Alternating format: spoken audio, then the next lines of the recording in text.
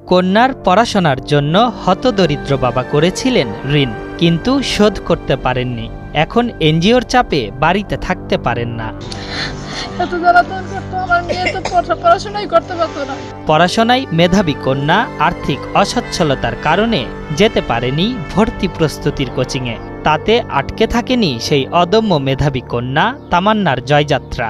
শত প্রতিকূলতাকে জয় করে মেডিকেল ভর্তি পরীক্ষায় উত্তীর্ণ হয়ে দেখিয়ে দিয়েছে সে। আমার এই চান্স পাওয়ার গল্পটা এত ইজি ছিল না, এটা খুবই একটা করুণাদায়ক কাহিনী। এত যে করুণ, এটা আমার লাইফে যেরকম এই মেডিকেল ফার্স্ট টাইম আসছে, এই কষ্টটাও ফার্স্ট টাইম আসছে।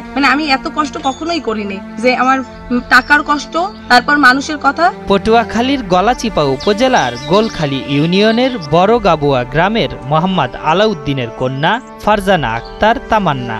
ছোটবেলা থেকেই পড়াশোনায় ভালো ফল করা তামান্না স্বপ্ন দেখত বড় হয়ে ডাক্তার হওয়ার। দরিদ্র বাবা আলাউদ্দিনও কন্যার স্বপ্ন পূরণে এক অসাধ্য সাধনে নেমেছিলেন। পড়াশোনার খরচ জোগাতে একটির পর একটি এনজিও থেকে ঋণ নিতে শুরু করেন তিনি। শুধু আমার গালিগালাজ করলে তো হইতে, আমার স্বামীর গালিগালাজ করলে তো হইতে, যেভাবে গালিগালাজ ছাড়া করতে কোনো মানুষই করে না, পশুর চেয়েও নির্যাতন করতে বেশি। আর আমার মেয়েকেও তুললে বলতে যে ওই মেয়ে পড়াশোনা করছে, ওই মেয়ে পড়াশোনা করছে, মানের টা খেয়ে গেছে, এখন দেবে না খা, এইভাবে অত্যাচার করতো। 3 মাস পর্যন্ত পড়ছে। এর আগে তো পড়ার কোনো পরিস্থিতি ছিল না, জয় আমি তো ভাবি নাই যে মেডিকেলে চান্স পাইবে, এমন পরিস্থিতি ছিল। বাবার তো ঋণ ছিল 8টা ব্যাংকের ঋণ। ওই ঋণগুলোর লোকেরা যখন বাসায় আসতো, তারা তো 8-10 জন মিলে আসতো।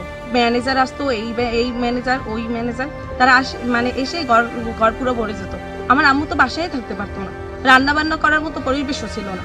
আম্মুর বাসায় আসলে টাকা চাইবে, এই জন্য আম্মু কি করতো, ওনাদের দেখলি ওনারা যদি আসতো, তাহলে আম্মু এই সামনে দিয়ে ওনারা ঢুকতো, পিছন দিয়ে আম্মু বের হয়ে যেত।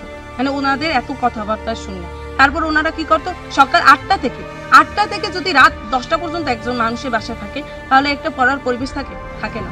2023 সালে এইচএসসি পাশ করে মেডিকেল ভর্তি পরীক্ষায় অংশ নেন তামান্না, কিন্তু সেবার উত্তীর্ণ হয়েও মেধা তালিকার গোলকধাঁধায় কোনো মেডিকেল কলেজে ভর্তির সুযোগ হয়নি তার।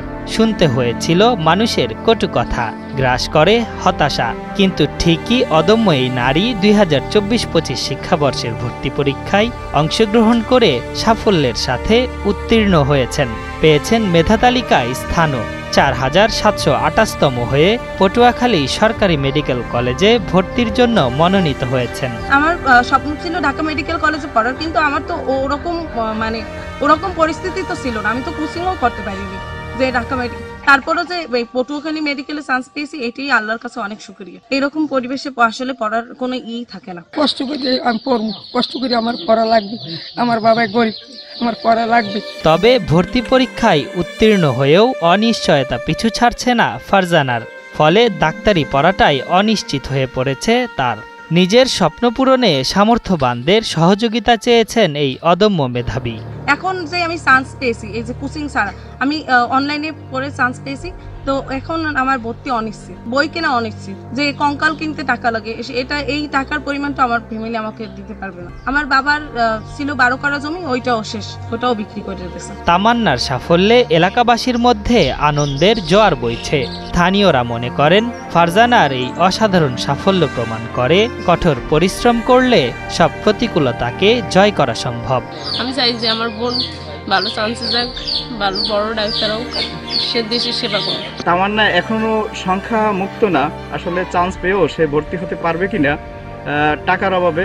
তাই সমাজের সহৃদয়বান ব্যক্তি যারা আছেন, আমাদের আসলে তামান্নার পাশে দাঁড়ানো উচিত। ওই ব্যাংকালারা বাসায় এসে ডাকাডাকি করতো, গালিগালাজ করতো, মেয়েদেরকে অত্যাচার করতো, মেয়েদেরকে গালিগালাজ করতো, বাবা গেছি কই এই বলতো, গান বাজনা জোরে জোরে গান বাজনা বাজাইতো, মেয়েরা কিছু বললে হ্যাঁ উপরে অত্যাচার করতো। আশরাফুল ইসলাম, ৭১।